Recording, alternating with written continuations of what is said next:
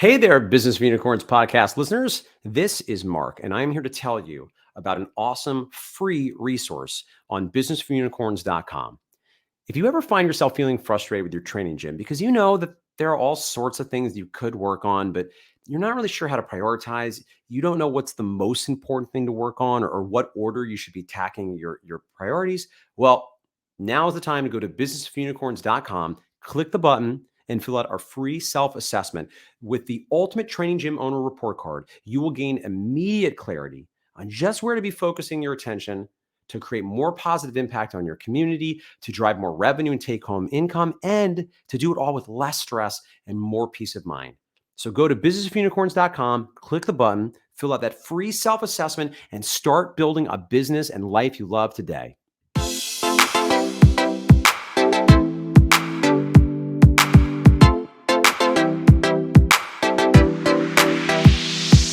Hello, friends. Welcome to another episode of the Business for Unicorns podcast. Today I'm here with Pete. What's up, Pete? Thank you for having me, Michael. What a pleasure. I'm so excited we get to do this. I know, have you and I done one without Mark since we've been doing it together? I don't know that we have. I want to say yes. Yeah. I've started to lose track. We've got such a good rapport that I can't even keep it together. That's the right answer. That's the right response. I just enjoy your company so much. I don't count. I just savor every moment. Well, today we're going to savor a few moments talking about managing your physical facility.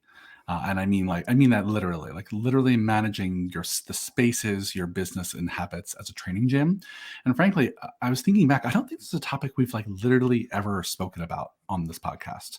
And I'm kind of ashamed to say so because so much of what we do is run a physical facility. I'm sure we talked about some components of that, but I don't think we've ever dedicated a podcast to this topic. And I think it's so crucial because there's so many ways to go wrong here. And when it comes to managing your physical space, it's so easy to waste money and time and effort doing things to your space and maintaining your space in ways that are just not efficient. So I thought we'd just kind of kick around today a few lessons we've both learned running two very different kinds of spaces in different markets, and some best practices and tips that we would share with our listeners. So when you think about managing your physical facility at Cressy, what are some lessons that come to mind? I think that this is best described as putting out fires day in and day out. Sure. We're actually approaching 15 years of doing this now, and multiple iterations of singular locations and expanded spaces and I would just say modified spaces. We've had contractors, we've done all kinds of stuff.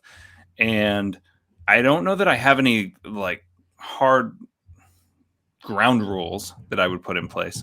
The first tip that I'd give to everyone, though, is to really, really thoroughly read that lease before you sign it so that you understand where your obligations lie on things that are so easy to bypass and say, well, when am I going to need to worry about the HVAC unit? It's up there. It works right now. Yep.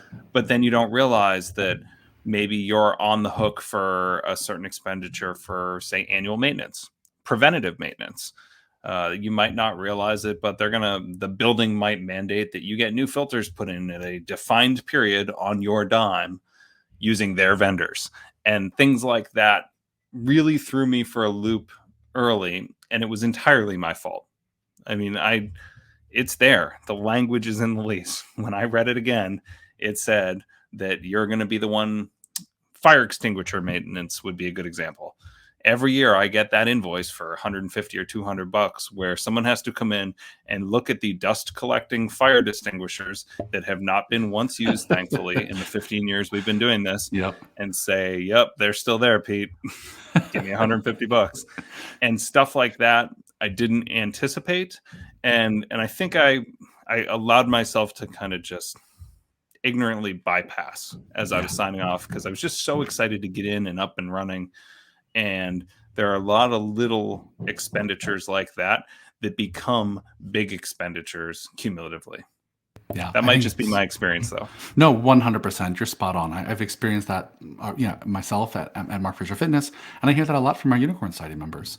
People who, after signing their lease, were like, "Oh yeah, my lease was fantastic." Then there's all these add-ons they learn about over time. Oh, I didn't know I was responsible for plumbing. I didn't know I was responsible for my driveway. I didn't know I was responsible for all those things you mentioned.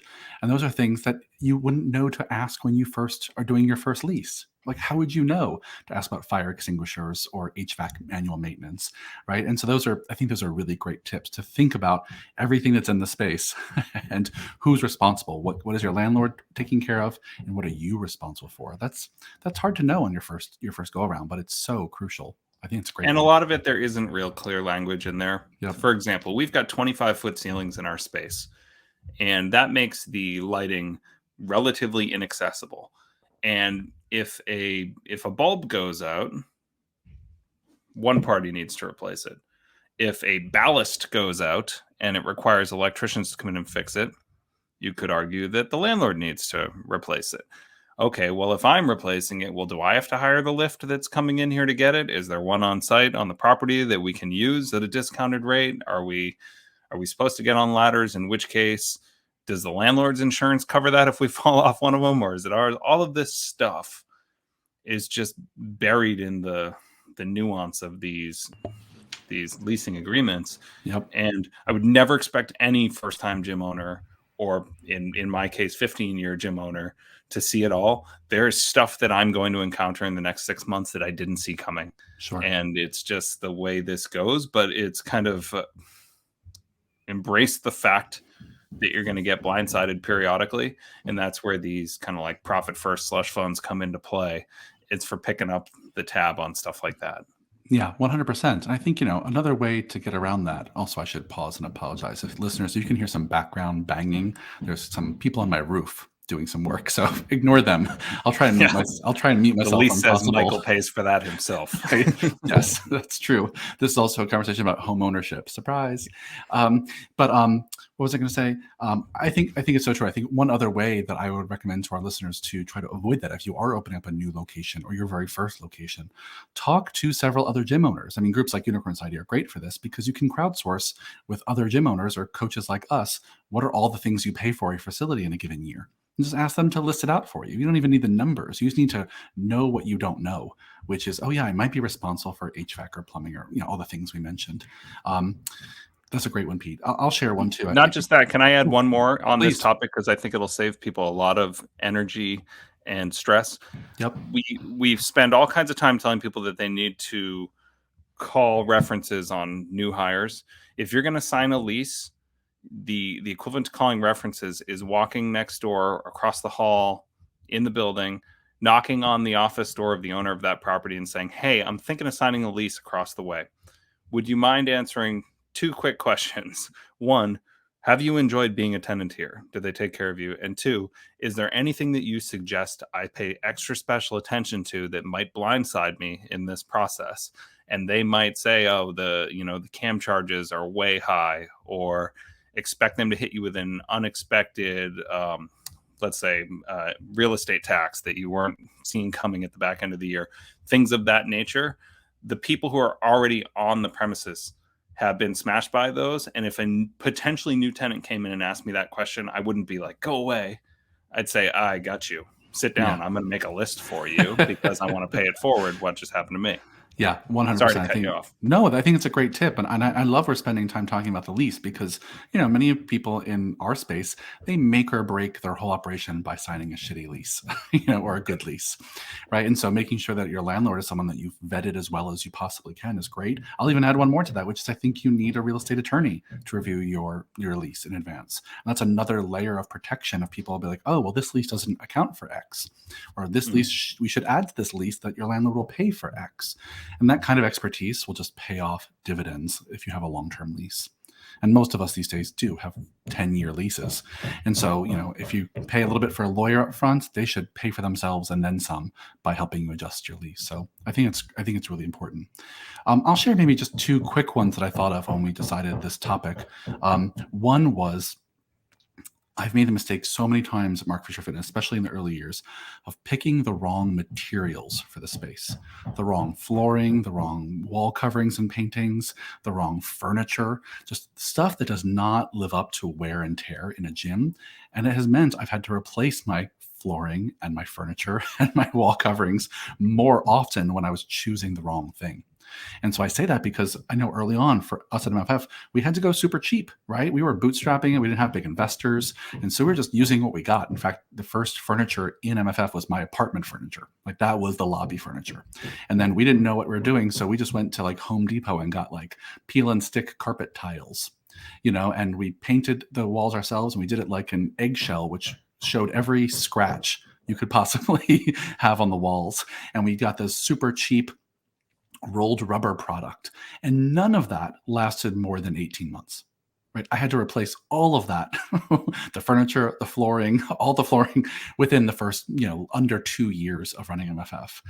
So I say all of that to say, if it's possible to spring for more professional, more commercial grade finishes and products, it is so worth it. Because every time we've tried to skimp, we just wind up having to replace them twice as much. And they're not twice as cheap, right? Like that, that cheap rolled rubber is not typically half the price of something that's a little nicer that'll last longer.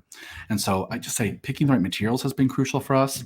And the other one I'll give that's kind of a quick tip is I think there's got to be someone in your facility who's at least part of their job is managing the facility. Right. It doesn't get for most of us, because we wear many hats in this business. For many of you listening, you are probably both the handyman and the plumber and the cleaner and the designer and the painter and the light bulb replacer. Right. So I'm not suggesting it has to be any one person's spot job. But for many years at MFF, we didn't have anyone who's at least part of their job was being responsible for the actual physical facility. And that was really hard because then kind of no one owned it. We tried to all do our part. Everyone tries to clean. Everyone takes care of the space and puts things away. And I don't think that's reasonable long term. I think someone needs to be at least the captain of taking care of the space, that all the challenges get funneled through one person. Some of the key decisions get funneled through one person. And since we've had that be part of someone's job, I've seen there be much more efficiency in how we actually take care of the space. Yeah. That's great. Anything you would add to those? Well, I'd add that we need that in my operation. Yeah. And I think I've known it for a while because we crowdsource a lot of our facility upkeep, and we do a passable job, not an exceptional job. I want to double down on one of your suggestions, or maybe elaborate, and that is on the quality, not just of the material, but the quality of the professional who is installing it. And so that's good. Yeah, we have made the mistake over the years of buying that huge roll of turf, rolling it out, making it look pretty and beautiful, and saying, like, look at our new turf, it looks exceptional, and not properly gluing it down or not properly cutting it. Next thing you know, you've got a crease or a seam that looks bad or God knows what. In my experience, I've come to realize that you can 2 to 3x the lifespan of turf with proper installation. Yeah. And that might be a $5,000, $6,000, $7,000, $8,000 roll of turf that you're basically just disrespecting by rolling it out and saying it's super heavy. It's not really going anywhere. And you don't realize how that accumulative wear and tear of a not properly situated piece of flooring will just kill the lifespan of it. Because we thought that turf was something that had, say, maybe a 36-month lifespan. We're going to replace it all the time. That's just how we use it. And we had poorly installed it over the years. And a couple years back, we paid the extra, maybe $1,500 to have it properly installed. And suddenly I'm 5-6 years into a roll of turf with no signs of wear and tear because it was just done right because I was cutting corners. And so the same goes for flooring, properly cut flooring, rubber flooring, stuff of that nature. So that can't be emphasized enough. It's kind of like where we say, hey, pay a real estate attorney to look at your lease, pay a CPA to do your taxes, pay a flooring installation specialist to put that stuff down. All of these things save you a lot of money in the long run. They just sting on the front end a little bit. Yeah, 100%. I mean, when I think back to the first year of MFF, it is comical how much time I spent with literally a can of spray adhesive trying to spray down our peel and stick carpet tiles to try and fix the crappy work I did. Whereas if I just spent a little bit more to actually lay real carpet, I would have saved so many hours in that first year that could have been spent in so many other places, which is just insane. But, But I think I've made many of those mistakes over the years. I will contend that those are among the most meaningful experiences for me in small business ownership. Oh, sure. The memories of, I also installed carpet tiles with our handyman in 2012. However, he understood how to properly use a flooring adhesive and how to properly spread the right type of glue. And those carpet tiles are in the same place, looking the same as they did the day we got them right now. Wow. But I got an education on it while he walked me through it. Yeah. And so cutting flooring, late hours, worrying about lighting or wiring audio equipment, things like that. As much as I was woefully inefficient with the way I used my time and my resources over the years during some of that, they are among the most nostalgic of my memories that exist in this game of gym ownership. So I say to people all the time, like, don't KPI the fun out of your business, like to the point where you're just so concerned with operations that you don't actually exist in the moment and realize, like, hey, this is always going to be hard. There are always going to be fires to put out, and that's kind of part of it. The process is the fun, because this is as Cynic would say, this is an infinite game. Like we can pretty much only lose, which is someday this thing's going to end. It might be generations down the road, which would be great, but there is no winning. Nobody's going to retire our business to the Hall of Fame and be like, this was the best performance training facility of all time, and we put it up in the rafters, and now we all just pay homage to it. Like, someday we're finally just going to say no mas, and we're going to just wash our hands of this and step away, having lost. We didn't win anything. So if we can't appreciate that stuff, those moments with the spray adhesive and the carpet tiles in hindsight, then I think we're missing the point a little bit. Yeah, I think 100% I agree with that sentiment. This is a project. This is like a mountain with no top. We're just always going to be climbing, right? Like, I get that. And 100%, if there's something I could have KPI'd away, it would have been those freaking carpet tiles. But I also get your point, is that there are plenty of other memories I have of mistakes and hard times and dumb choices in hindsight that I wouldn't change, that I think, really built character in myself and my team and my clients, and so I agree with that sentiment so much. The other tip I think we both would agree with 100% is, I think maybe this might even be the most important thing to talk about when it comes to managing your facility, is cleanliness, right? It's like, that is the most important day-to-day aspect of maintaining your facility. The number one reason why most people leave gyms, at least big box gyms, I'm not sure if the stats are the same for training gyms, and cleanliness is often the thing, at least it was for me, the first thing I want to outsource. The first thing I don't want to do anymore as the operator, right? It was the first thing I was like, can we hire someone else to do this? I am tired of cleaning the bathrooms and vacuuming and mopping at the end of each night. And so, when you think about cleanliness, what have you learned over the years in trying to keep and maintain like a super clean facility? Well, we are held to a lower standard, I have learned, than the gym owners who take care of the general fitness population, because high school, college, and most professional athletes are kind of blissfully unaware of maybe the dust bunny in the corner, which has allowed us to get away with some pretty shitty habits over time in hindsight.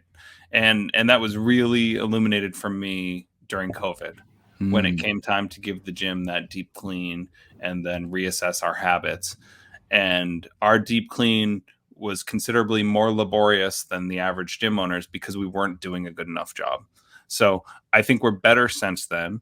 I don't think there's such a thing as too clean. I don't think you can over KPI the cleanliness of your gym, for the record. But we do it mostly internally. I'll give you the one tip that gym owners, or aspiring gym owners especially, could take from our lessons, and that is, while you're looking for property, if you're not in a single unit occupancy type scenario, you're in a property with other tenants.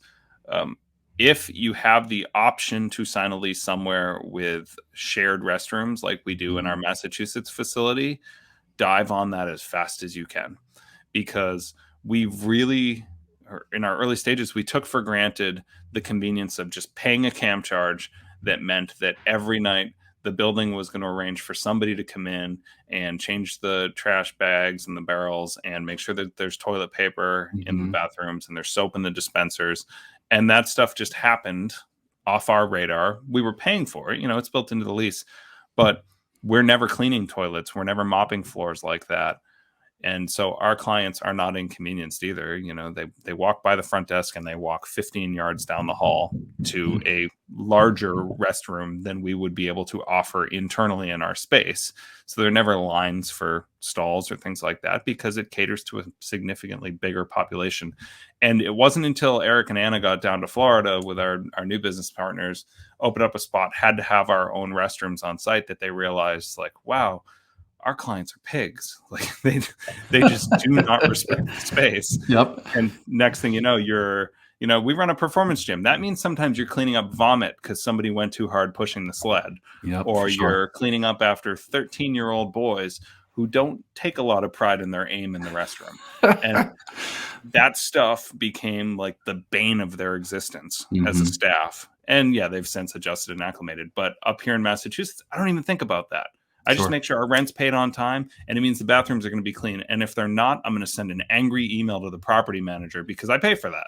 Yep. Yeah, I think it's a great tip. I think, in New York, we've never really thought about that. That's never been any place we've ever looked at had that option. But I think you're right. In a lot of facilities like yours, that's probably pretty common as an option. So if you can find that, that's probably killer.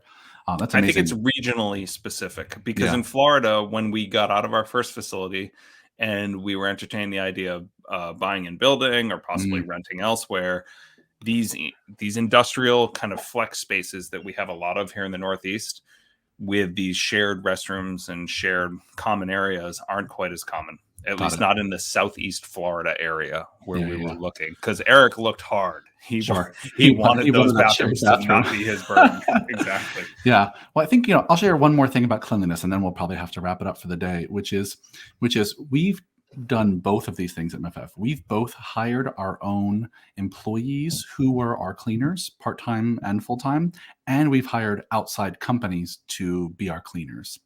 And I just want to share, after doing both and running the numbers on both and experiencing both, you should absolutely hire out. Right? There's probably no need for most training gyms, people who are listening to this, for you to have your own staff be cleaners. And I mean exclusively cleaning, right? I don't mean staff who do some cleaning, but cleaning staff.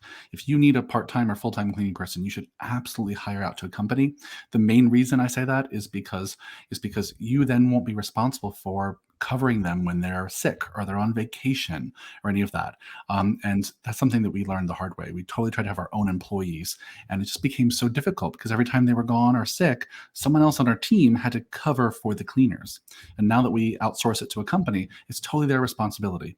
And if that person moves on or leaves or is not doing a good job, then they just replace the person. And it makes our job so much easier. It might cost a little bit more. We'd be paying a premium for that, but that premium is so worth it. I will never go back to having our own cleaning staff that we are on our payroll. I just won't do it again. Yeah, well, and they've got the economies of scale that come with catering to a lot of people like you, Michael. So 100%. I'm sure the finished product is probably considerably better with better materials. And they have special equipment and things that we just wouldn't have access to unless we bought it. So if we want to do, for us, we do like quarterly overhead cleaning, and they have all these ladders and things that can reach high and clean up. They do like deep floor cleaning a few times per year with all these fancy machines that we could never have access to. So I think working with an outside company for something as important as cleanliness is something I think every training gym should get to as soon as they can afford it, right? Because it's so important, and we're just never going to do it as well as those professionals. Yeah. Makes sense. Yeah. Well, Pete, this was a fun, quick chat about facilities. I feel like we have even more to say about this. We'll maybe do another one some point, because I feel like our facilities are just so important, and there's so many, as we mentioned before, so many ways that you can get it right and save money, and you can get it wrong and waste a ton of money and energy. And so I hope, listeners, you found some great tips from what we shared today. Any parting words for our listeners today, Pete?